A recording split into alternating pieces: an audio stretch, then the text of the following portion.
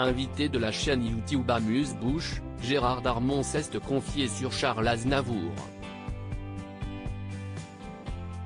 L'acteur a notamment fait une étonnante révélation sur la regrettée star de la chanson française. À 75 ans, Gérard Darmon fait partie des acteurs les plus appréciés des Français. Vu dans plusieurs dizaines de films devenus cultes, le comédien a côtoyé les plus grands noms du 7e art, comme Louis de Funès, à qui il a donné la réplique dans Rabbi Jacob en 1973.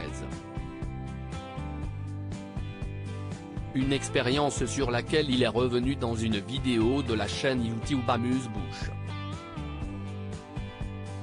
Je voulais voir comment cette machine, Louis de Funès, note de la rédaction, fonctionnait, comment elle était avant le clap, pendant la prise, après le clap, a-t-il commencé. Maintenant, rétrospectivement, quand on sait, il y a des gens qui nous regardent, en coulisses, note de la rédaction, des regards qui nous font du bien et des regards qui nous gênent, parce que trop c'est trop. Je l'ai bouffé des yeux. Je ne l'ai pas quitté. Où qu'il soit dans la pièce. Je voulais tout prendre, a-t-il confié.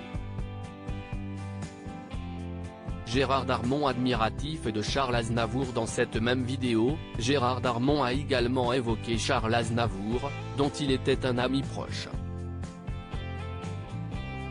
Et le moins que l'on puisse dire, c'est que la star de cinéma n'a pas tari d'éloges à l'égard du chanteur, décédé le 1er octobre 2018.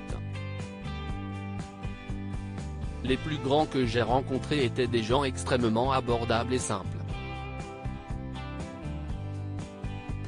Charles, il travaillait et il s'amusait. Mais après son concert, il mangeait 3 clémentines, buvait une bouteille d'Évian et allait au lit. Le lendemain, il chantait 30 chansons devant 5000 personnes. Il en avait besoin. Il était simplissime, abordable, vraiment simple.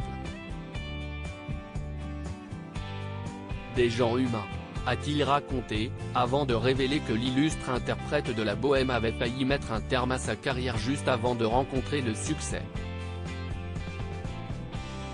Charles Aznavour en difficulté au début de sa carrière. Comme le relate Gérard Darmon, Charles Aznavour a connu des débuts difficiles durant lesquels il était victime de jets de tomates lorsqu'il était sur scène et était la cible de moqueries dans la presse. Il était sur le point de tout arrêter.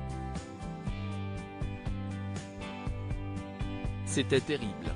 Quand il a fait l'Alhambra en vedette au début des années 60, il m'a dit, les 5 premières chansons, j'ai 3 beignes à chaque fois. Là, c'est fini, je vais chanter la dernière et je vais arrêter parce que je n'en peux plus. J'en ai marre de me battre contre des moulins à vent, s'est souvenu Gérard Darmon, avant d'évoquer le titre qui a changé le cours de la vie du célèbre chanteur, qui aura bientôt droit à son biopic. Il a démarré Je me voyais déjà, qui était la fin de sa première partie, et là tout le monde était debout. C'était parti pendant 50 ans. À lire aussi ça m'est désagréable rien que d'y penser. Gérard Darmon se confie sur ses relations avec ses ex-compagnes.